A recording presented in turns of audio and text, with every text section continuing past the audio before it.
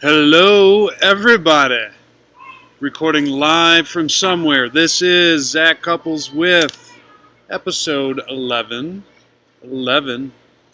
of the Movement Debrief, where we're going to talk about trial and error and its importance. We're going to talk about restoring all planes of motion and the cool things that does. And we're going to talk about mentor / collaboration / networking, which is really all kind of the same thing to an extent. So that's what we have on the agenda today. But first, some housekeeping.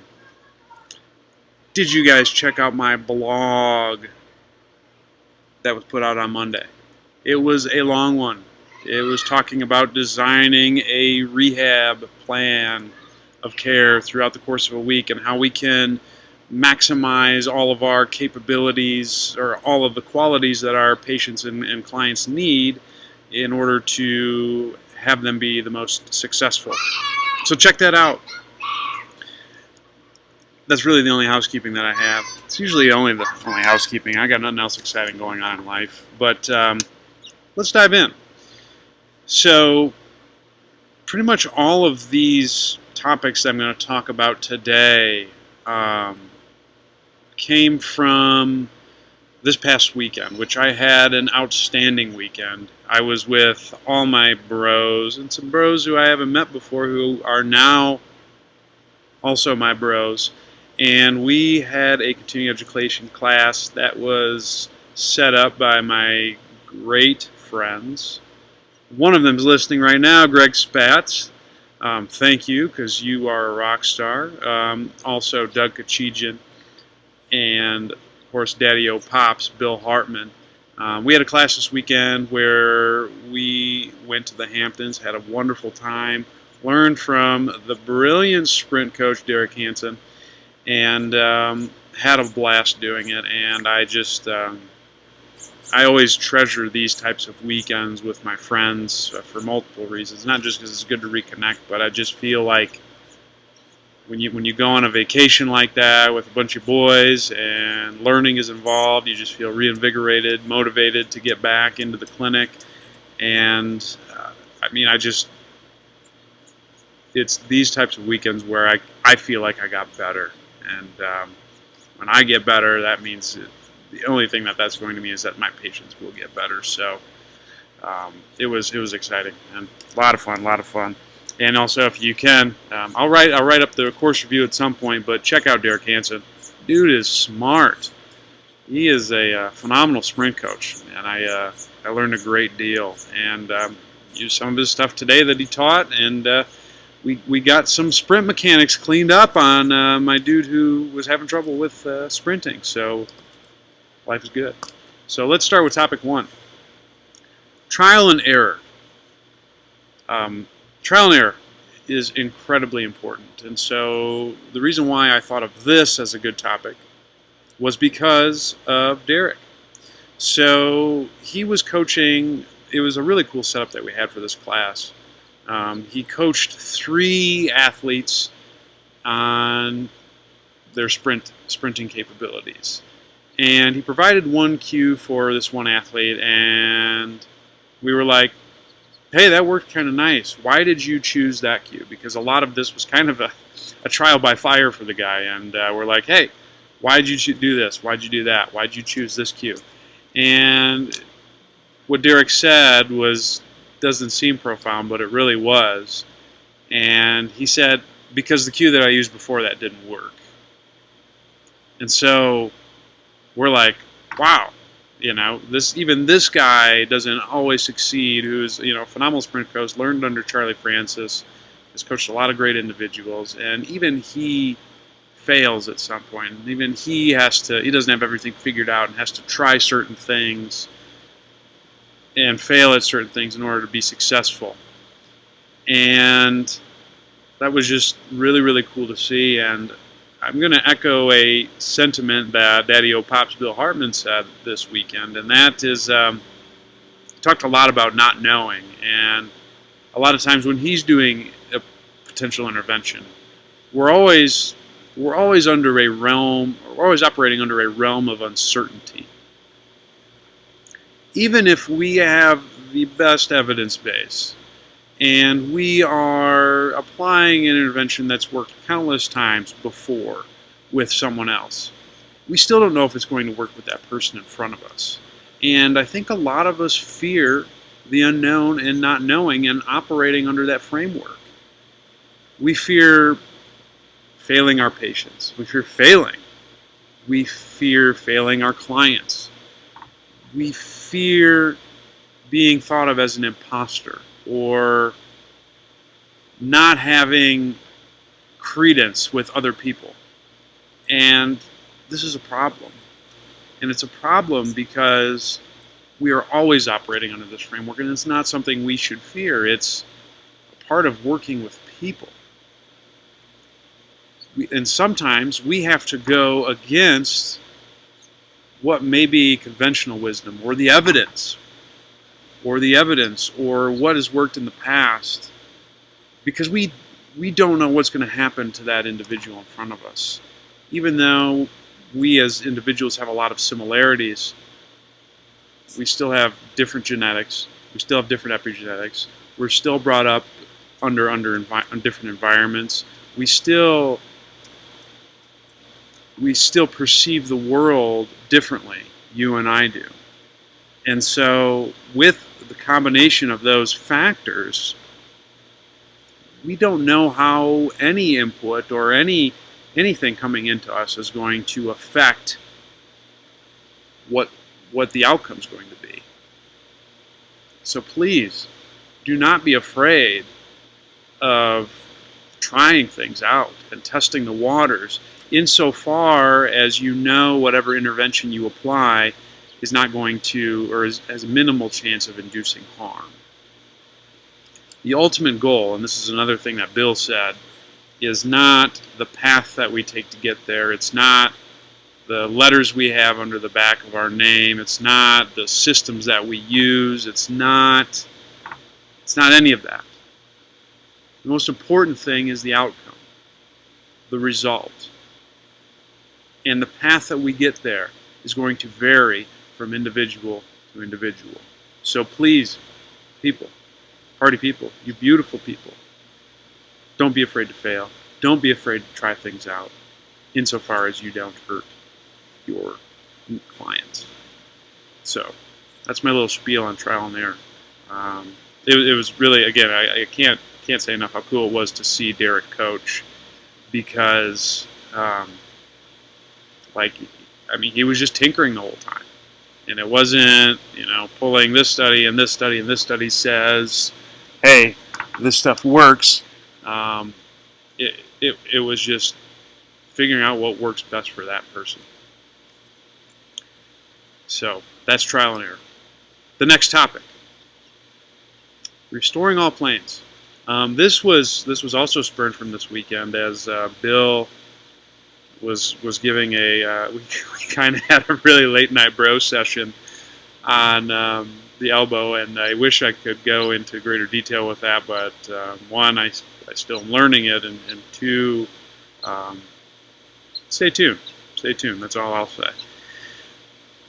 But anyways, we were talking about the elbow and how it articulates and moves and so on and so forth. And even when I'm performing a sagittal plane activity, and I'll use the elbow, to maximally flex or to maximally extend, it's not just a sagittal plane movement. I require motion in all three planes in order for me to do this. So for example, in order for me to fully flex the elbow, do my little gun show right there, I get greater flexion if my forearm is supinated than it is if it's pronated. Can you see that?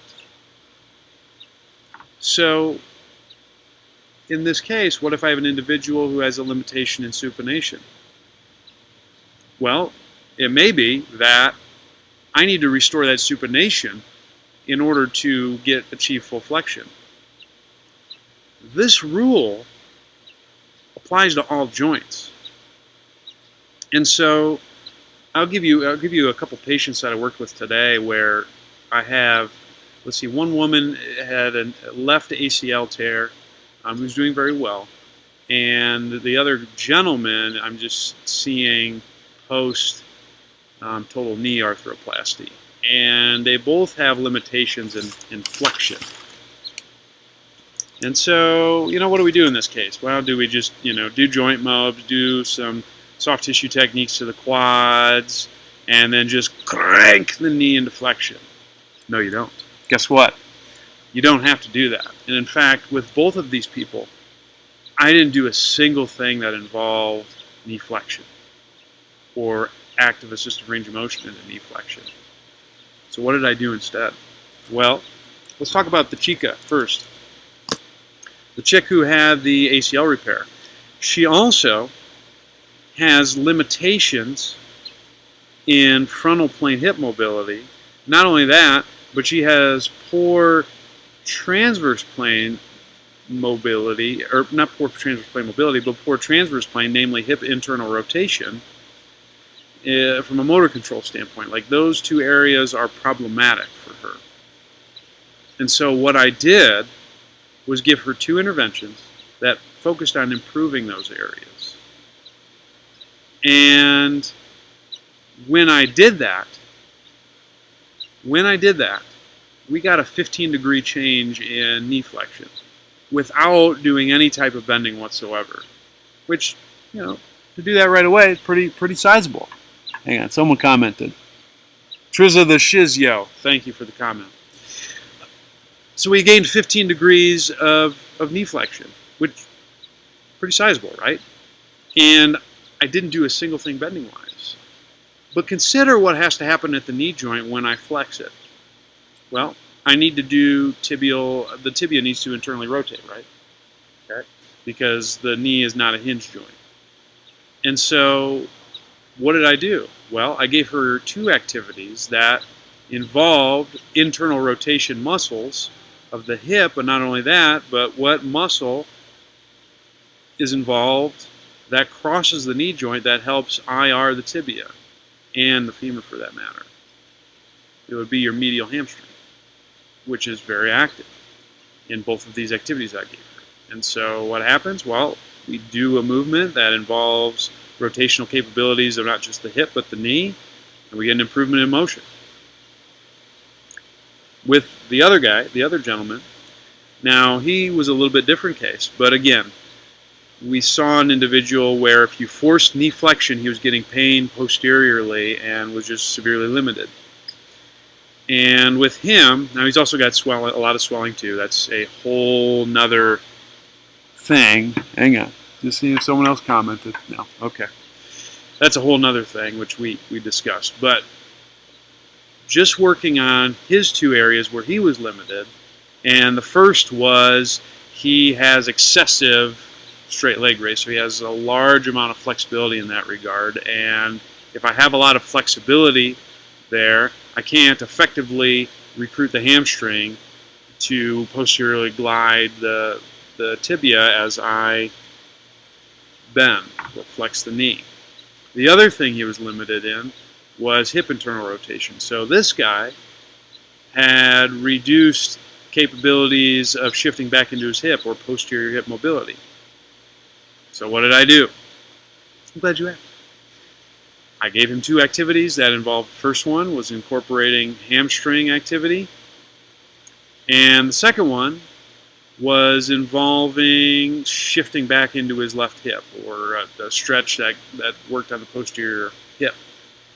And when we did that, Vin Van Strong, thank you so much. Sleep well, my man. Once we did that, we got a 10-degree improvement in knee flexion and a lot less pain. Because bro walked in and he was hurting, mad strong.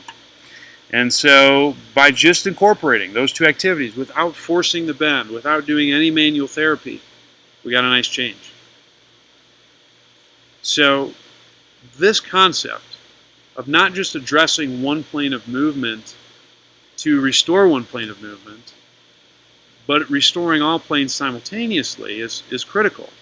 And that's why we need to account for triplanar mobility at all joints. That's why we need to check joints above and joints below. That's why we need to understand how muscles and joints function in three planes, and how we can maximize incorporating all of these degrees of freedom in order to move effectively, and not just all three planes, but even a singular plane. So next time you see someone who has just a large limitation in one plane of motion, make sure you check everything else. Not just of the joint in question, but the joints above, the joints below. Better yet, check the human. So that's restoring three planes and how it's important with all movements. The last piece. This was the mentor / collaboration / networking piece. And before I dive into that, let me see what Triz the Shizyo said. Push pills. Homegirl, if you want to see me, I'm in Page, Arizona. Thank you for commenting. All right. So this class that I went to, or this fun weekend, there were like 20 bros in a single house. Maybe it was more than 20. And a lot of old friends, but also a lot of new faces that I had never met before. And having that much brain power in one room truly enhanced the experience. And it really stressed to me the importance of a collaborative effort. And mentorship and networking are branches of that. Because when we were learning from Derek, some people would ask really phenomenal questions that provided insights that I didn't even think of asking. It's like, oh wow, yeah, that helped clarify a topic that I didn't even know I wasn't understanding properly. And not only that, but we also have to consider, like when I talked about with trial and error, that we all don't perceive the environment or perceive the information coming in the same. And having different perspectives, or having individuals that see things from different lenses, truly enriches any type of experience that you are a part of. And so, one brain works okay, assuming your brain's effective. Two brains is even better. When you got 20 bro brains all in one spot, that's 20 different minds, that's 40 different sets of eyes, that's 20 different experience levels, that's 20 different perceptions and ways to look at a singular problem that can lead to just incredible solutions and enhance the learning process. Now the question is how do I find good minds to learn from? Well, let's talk about networking first. I'll talk about mentoring last, because I know Daddy-O is listening in right now. But in terms of networking, we want to be able to find good people that we can call friends. And I think a lot of people make some errors with networking in the sense that I'm doing this to help better myself, whether that's from a knowledge base, whether that's from a professional base, whether that's from anything really. It's a selfish kind of focus. And I'll admit, I've been there definitely in the past, where I wanted to connect with someone so I could get ahead somewhere. And this is Bass Ackward's way of networking. That's not the goal. And I think this extends beyond networking. But the goal is to help the other person. And I believe Keith Ferrazzi talks about this. He's got a great book. I think his is Never Eat Alone. But networking is about not asking yourself what this person can do for me, but asking what you can do for that person. Because that's how we get networks to grow. If I say, hey, I'm going to help Trizza the Shizyo, who's listening in right now and commenting, and say, hey, I want to help you. I know someone who lives wherever you live, and you should go connect with them. Well, by helping that person, I've potentially extended my own network. And not only that, but I've also helped people within my network grow. And the greater that we help other people grow, the greater our total potential network can expand. And I think the way that we help establish that rapport with individuals so we can call them part of our network is being curious. We want to be curious about people. We want to try to understand what makes them tick, who they are, why they do things, what common grounds may we have or may we not. So instead of trying to be interesting, we want to be interested in other people. And if we can do that, that can open up an entire new realm of possibilities in terms of not just a networking standpoint, but of places that you guys can collaborate on, or topics you can discuss that maybe this person can provide an insight, but if you didn't ask the right question, you would have never known that they would have even known that. And like I said, it extends beyond networking. Just being interested in the other person and being curious and trying to find out what it is that makes that person tick, that's helpful in your relationships. That's helpful in your friendships. That's helpful working with family. That's helpful when you got a person who's a boring talker and you're in the bush, Lorman Mosley. That's just helpful in interacting with people. So you want to know the key to networking? Be selfless, be curious, and be interested. If you do those three things, you're going to win. Now, to piggyback on that, let's talk about mentors. So I had an incredible mentor. I still have an incredible mentor. His name's Bill Hartman, Daddy O'Bones. I think he's watching me on Twitter, which you guys should see this setup. Because I'm on Facebook Live, Instagram Live, and Twitter Live all simultaneously, so it's pretty remarkable.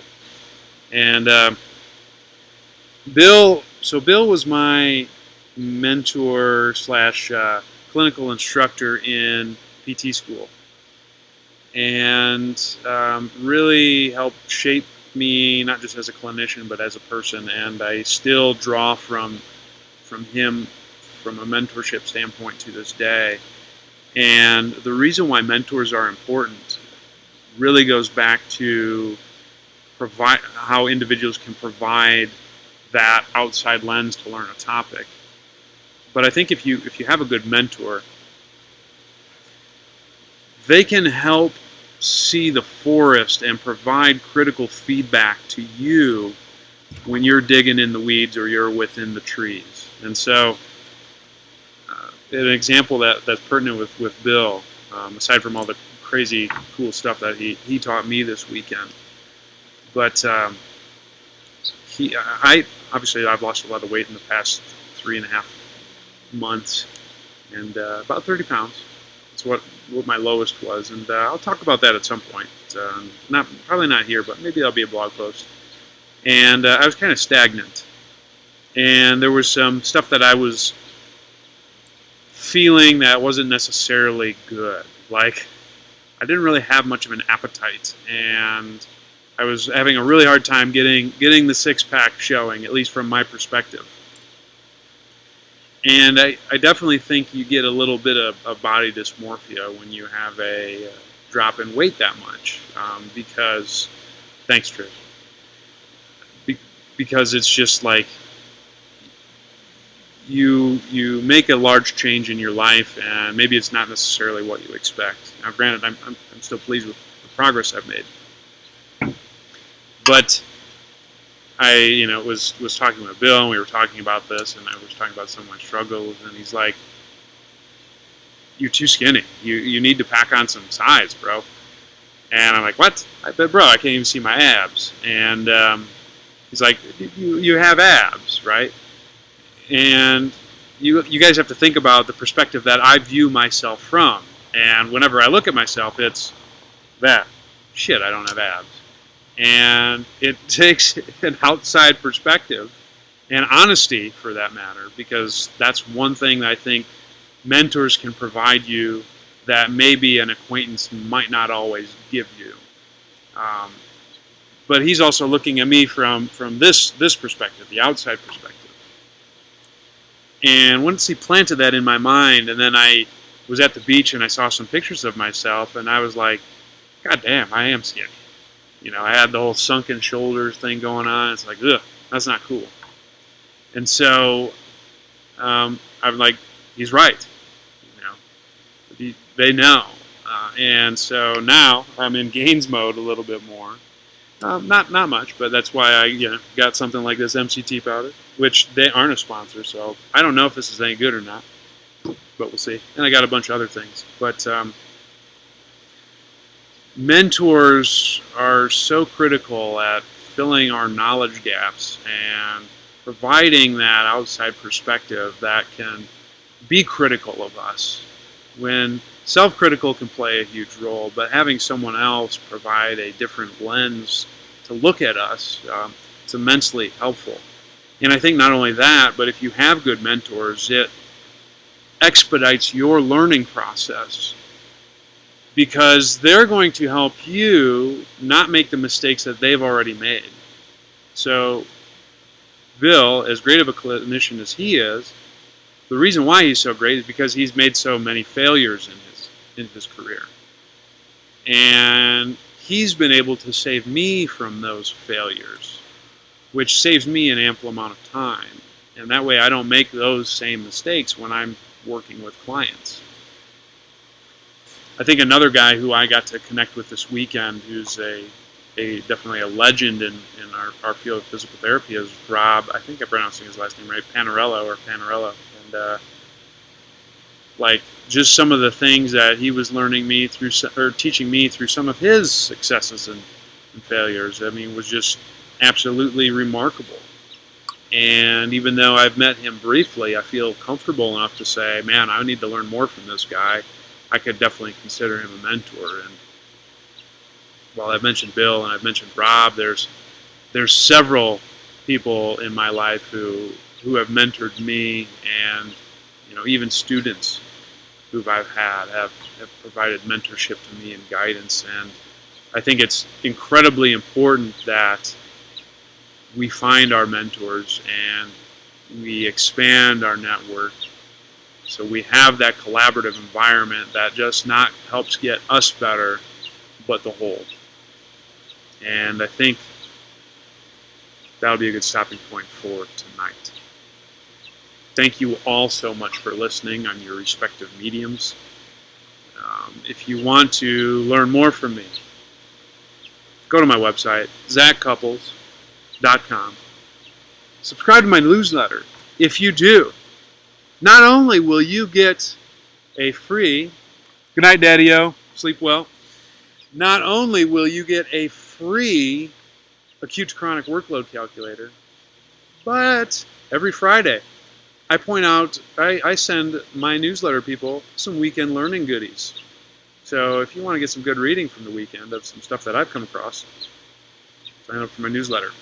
You can also subscribe to me on this camera right here, Facebook. Facebook.com/ZCouples. Find me, friend me. We can also hit up that IG, where I do pictures of a bunch of different stuff, a lot of hiking, and all that jazz. Drew, fam, you're late to the party. And Ore Biala, thank you. Yes, check out the website, Drew. But follow me on the IG. My name is Zach, ZAC Couples on that. I do pictures of all types of stuff, a lot of my hiking endeavors, amongst other learning things. I'm also, this camera right here, on Twitter. Twitter handle is ZCouples. I just tried this live for the first time, so we'll see if Twitter likes it. I definitely want to keep the Facebook and the Instagram, so if you want to stay on Twitter, get some people following me, because right now the Facebooks and the IG are killing in terms of the number of people I can reach. So if we want to keep us on Twitter, please, let's do so. Other than that, that's all I got. That's all the ways to reach me. Trying to think if there's anything else I want to say. Nothing else I want to add that way, but here's what I want you to do, people. Before you go, make sure you stay hungry.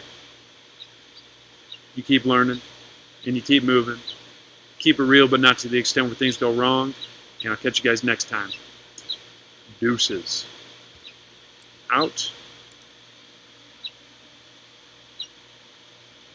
Swipe down to stop the broadcast, and we will end there. End live video.